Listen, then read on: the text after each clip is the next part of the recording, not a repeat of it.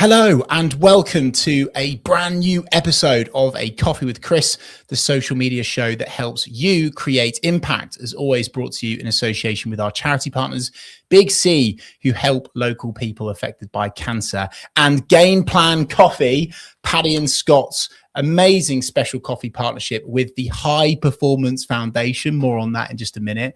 Every single bag of this you buy helps them support the work of the High Performance Foundation, funding programs that help young people across the UK develop the mindset and tools to thrive in life, not just survive it. So if you're like me and you love your coffee and believe in giving young people a fair shot at their own high performance, grab yourself a bag of Game Plan Coffee today. I'm always drinking it. There's one on queue right now. It is unbelievable. You must purchase it and try it, and you will not regret it. Of course, this show is sponsored by Oliver Hill of Hill Coaching Company, Gemma Crane of Mindset HR, and Callum Howard of Limitless Film and Media. That's the formalities done and out the way. So excited to welcome today's guest, Chief Engagement Officer at the High Performance Foundation, Beth Gammage. The High Performance Foundation exists to enable young people around the globe, no matter their background, to be able to write their own story and believe it's within, building young people's resilience today so they can thrive tomorrow. Beth, welcome to A Coffee with Chris. Let's start with the big picture. From your perspective, why is building mental strength in young people more important than ever right now? Hi, Chris, and thank you very much for having me. Just to give you some background of kind of the High Performance Foundation, so it makes sense for people listening why we're talking about this, is that we're actually we're the foundation arm of the High Performance podcast with 𝗖𝗵𝗿𝗲𝗵 and Damien Hughes. And if anyone's ever listened to, those conversations they've been having over the last 5 years, it's a lot of those conversations are kind of around resilience and kind of mindset and things like that. And the reason that we were set up as a foundation in the first place was because, Jake found that they were constantly getting messages, and we don't mean a few, we mean hundreds and hundreds of messages from teachers and parents saying, our young people need to hear these messages.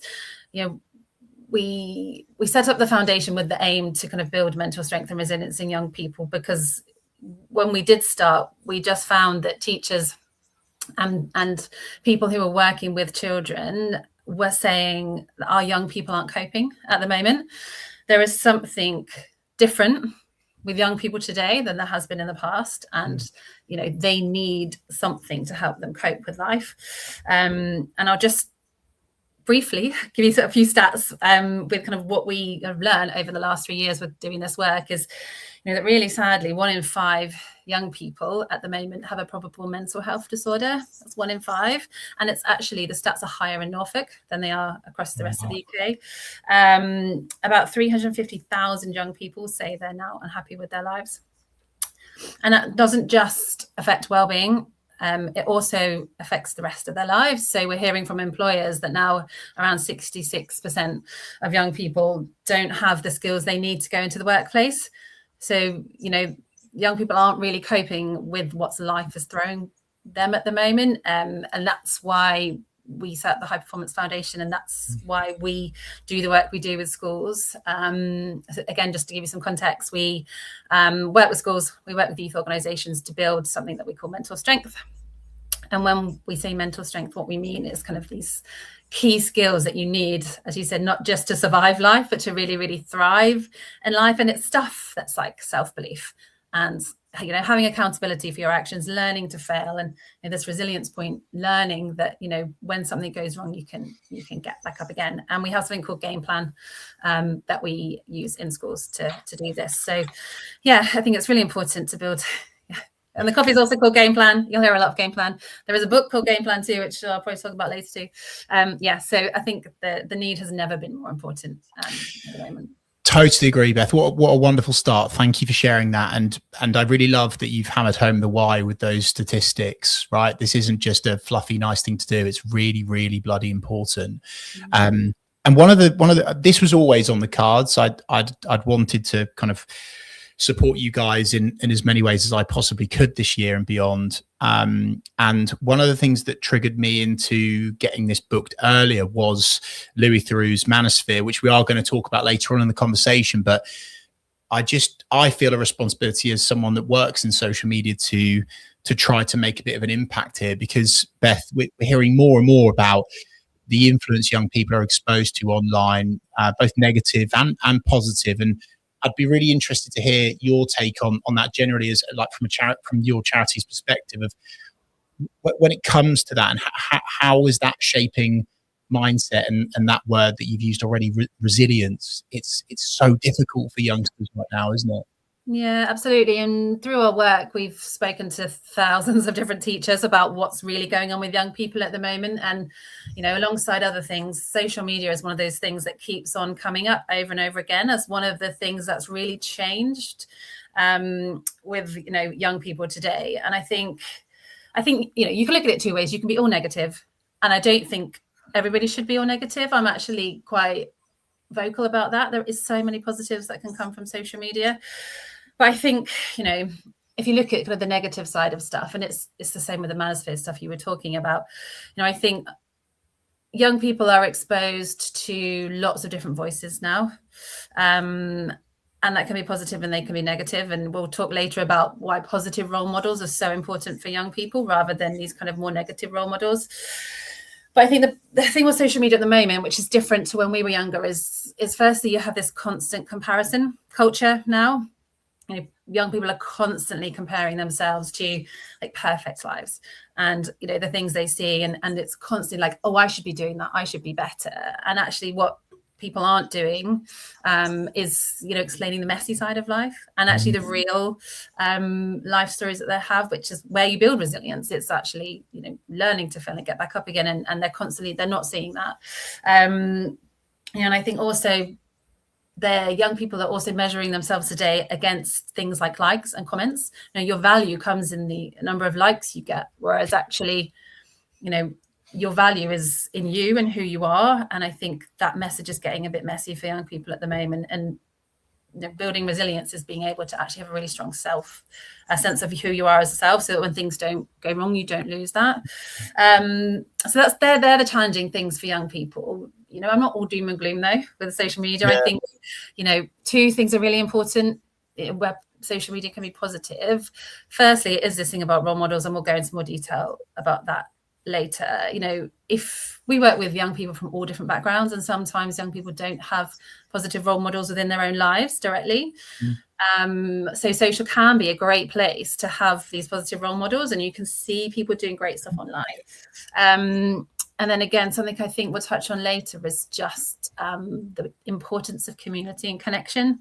And if you are someone that's slightly more isolated, you can have a great online community in social media around you. I mean, a lot of my connection from my friends now does come through social. So, you know, it's all doom and gloom.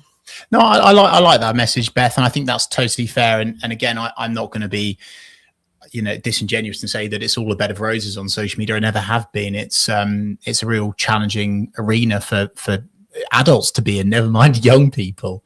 And I'm a big advocate for the content that Jake and Damien put out through the High Performance podcast, etc., because they're putting something good in.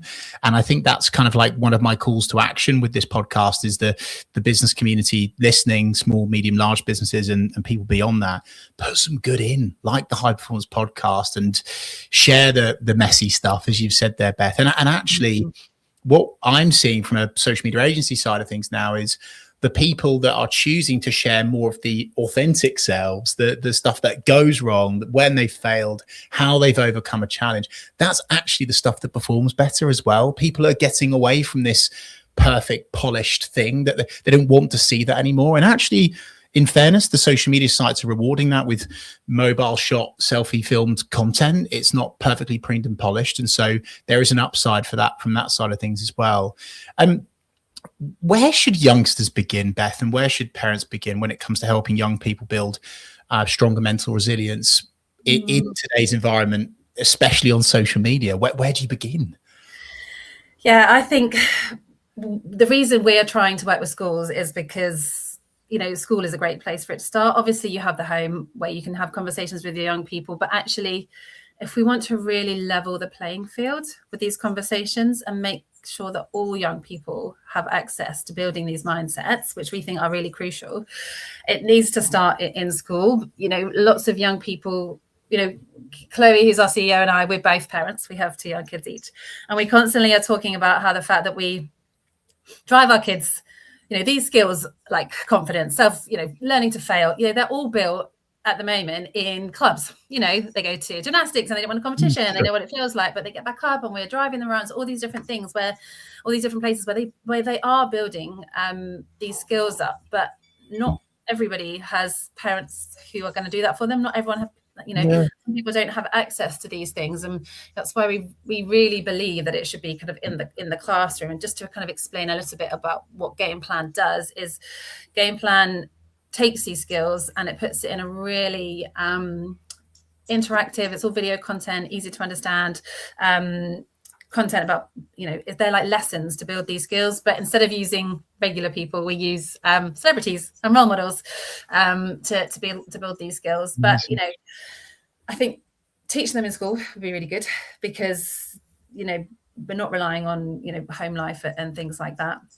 But you know, if you're thinking about, you know, how you're going to have these conversations with children, you know, I think it's being open and honest, and talking about what they're seeing online and not shying away from conversations. Yeah, kind of, you know, what's this person saying, and questioning and having conversation about it. You know, and also listening to kids. I think, you know, some of the things we've been thinking about is like, what are the signs that, you know, young people are being influenced by these things? And it's just noticing your young person.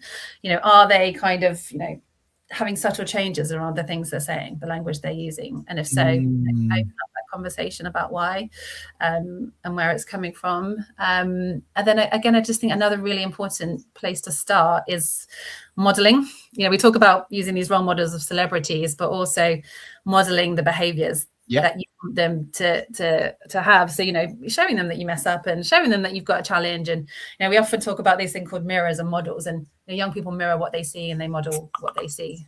Yes. So for that to start at home, I think. Really, really good insights there, Beth, and totally with you on absolutely all of that. Don't worry, I will disagree if I want to.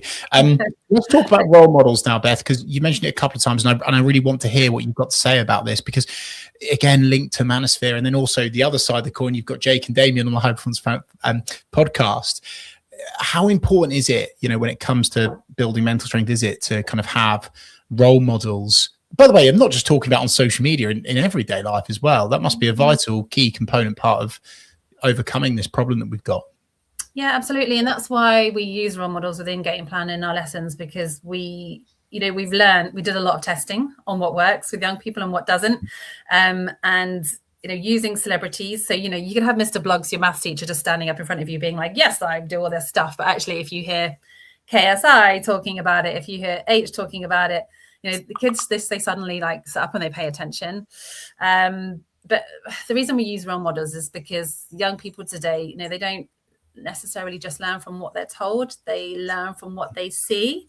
Again, it's that modeling behavior, and kind of what using role models does is it creates this almost like real life blueprint for how they can cope with life, you know, and seeing someone that you look up to, that you respect, navigating struggles and challenge actually helps normalize that. And that's really one key part of it. But actually another key part of it in terms of kind of those future ready skills that, you know, we were talking about with those employers saying people aren't ready for life.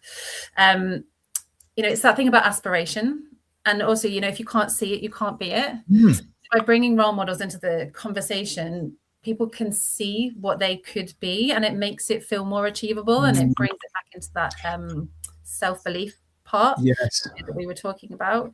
And that's, you know, there's those 3 areas that actually that's really important in as well. And it does link to kind of some of the research we've done into mental strength, is that kind of it's really powerful across background. So if you can see people coming from the place that you have come from, doing something exciting, you believe you can do it. And that is very important for especially young people in a rural community like in Norfolk.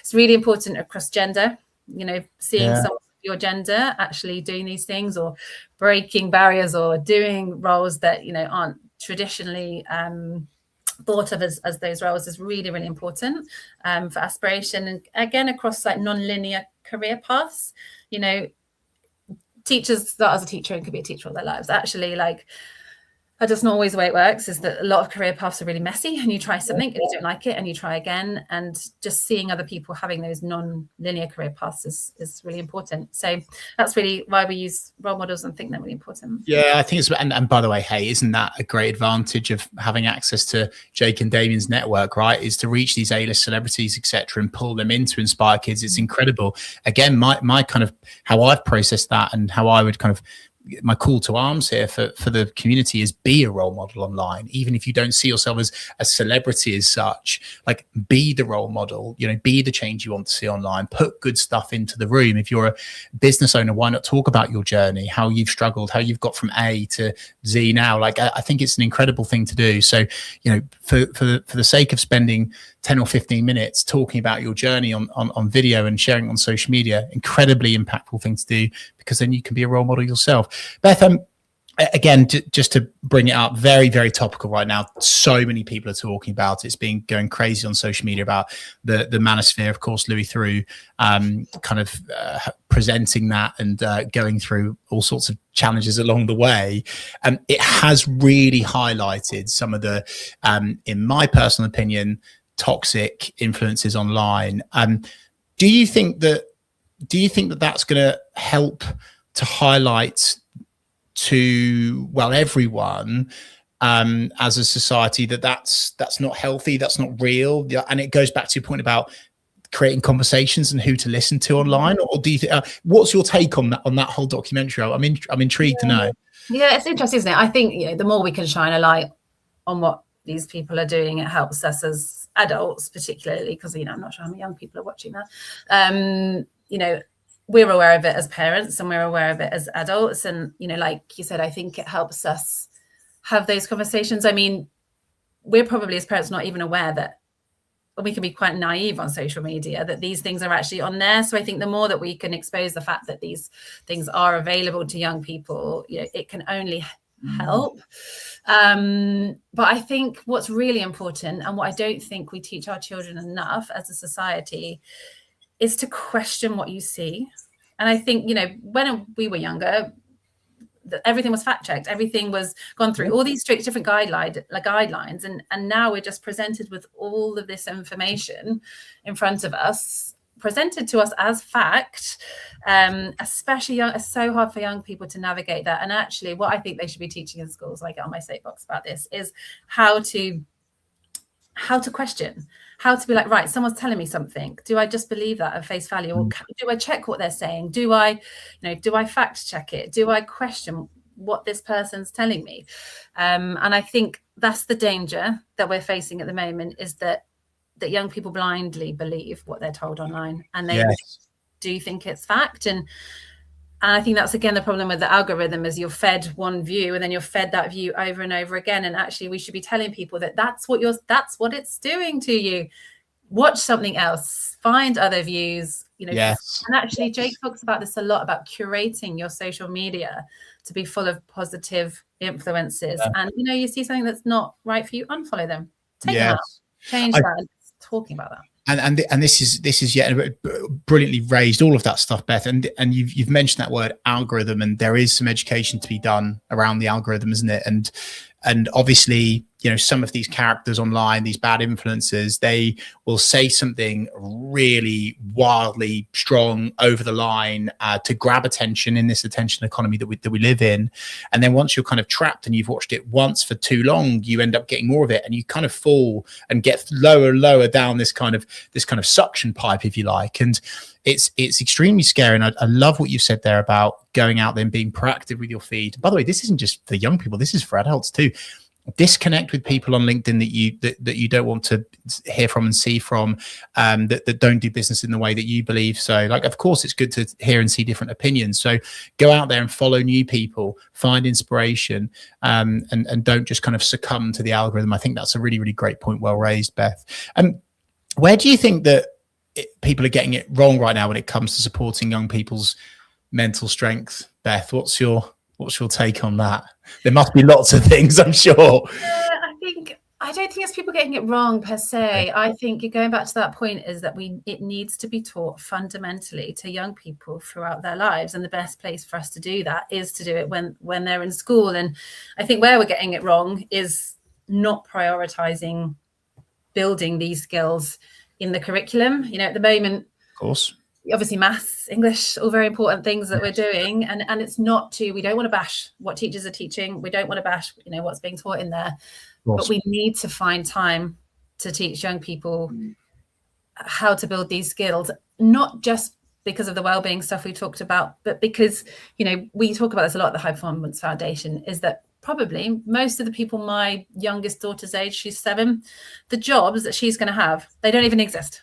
So how on earth are we teaching them to do a job that doesn't exist? And the way we do that, and the way that we future-proof our young people, is to teach them these transferable skills that can be brought to any situation. Like, you can teach me how to do a formula in Excel when you get there, but teaching someone to take accountability when something goes wrong, no matter what that is so important for the future of work. And learning to take feedback and not be completely broken and have to go off sick for a week when something goes wrong. If you're a banker or a trader, you make a deal and it doesn't work out the way you did, being able to do that and come back again the next day with a positive mindset is really, really hard. You know, it's really important, and shouldn't be hard for our young people, and it is. And, you know, jobs will change. Things that exist now that we're doing won't be important anymore, won't exist anymore. And being adaptable and being able to actually look at it in that positive way of like, right, that's not happening anymore. How can I move on? How can I pivot? How can I change? If you have that mindset, you can thrive and you can move and you can adapt. And we need to be teaching young people these skills so that what we're teaching them at school isn't then suddenly completely irrelevant when they get into the real world. So I think where we're getting it wrong is not making it like one of the most important things that young people are taught every single day in the classroom. Beth, that leads me nicely on to asking you, like, where can we signpost people to now with regards to the High Performance Foundation? I'd love to know, like, what people can do off the back of listening to this, because we've only just really opened the can of worms. Really, there's all sorts of areas that we can go to. We could probably speak about each of those subjects for 4 hours long in themselves. But how can people get involved in the High Performance Foundation? How can they get what they need for their young person through the High Performance Foundation? Yeah, so Norfolk specifically, we've actually got a Norfolk campaign. So we work UK-wise, but we're from, Jake's from Norfolk. We're based in Norfolk. So we have a Norfolk campaign, which is kind of twofold. Firstly, we need businesses to come on board and help us fund this work. We have something called the Norfolk Task Force, which has some really great Norfolk businesses, and Paddy and Scott's is one of them, who are helping us kind of make this work possible. They're helping us develop the new programs and making sure that we can continue this. And then secondly, we want to reach every young person in Norfolk and across the UK with Game Plan. We want to have it in every single school. And if you like what you're hearing and you think that your school should have it, tell the head teacher, write to them and let them know that kind of this is an amazing thing called Game Plan that could be helping their young people. So they're the two most important things for us at the moment. It's kind of sharing the message, helping us fund the work and getting into schools. Amazing stuff, Beth. I am so grateful for your time today. The fact that you've come on and kind of imparted all of those bits of wisdom, advice, and appropriate steering on people. As I've said already, we've only really just opened up so many various topics, crucially important topics that people should get involved in. Speaking of role models, I just do want to take the time now to big up Paddy and Scott's. People might know, they won't know the ins and outs of our partnership, but essentially Paddy and Scott's went, no, don't. I've obviously kindly put their logo on marketing, etc. But they were really like, no, just make this all about the High Performance Foundation. Like we just want to do good. So they are being a role model online as a business and saying, no, just make this all about the charity. And I just want to say, kudos to Paddy and Scott's. They're definitely, being the change they want to see online and beyond, and creating impact. And also just to massively advocate for yourselves, Beth, the High Performance Foundation, listening to a talk that Jake did at the 𝗖𝗄𝗄𝗲, I think it was last year now, unbelievably. It was absolutely amazing. And 𝗖𝗵𝗿 spoke about, 𝗖𝗵𝗿 from the High Performance Foundation spoke at length about the impact and the work that you guys are doing. It's actually making a massive difference. So if you are a business owner, and as Beth said, you've been kind of intrigued, or you're liking the cut of Beth Gibb and you want to learn more, why not contact her? Why not contact the High Performance Foundation? Do what you can to help, and let's make social media and offline, of course, a much better place for young people to thrive, not just survive, I think is your line. Beth, thank you so much. Thanks for having me. And thank you so much to everyone that's watched live, watching back, listening back. If you've enjoyed this conversation, do get involved in the chat on social media. @ReevesSocial is our tag, our handle. Why not ask Beth questions? Why not tag the High Performance Foundation? And I'll see you this time next week for another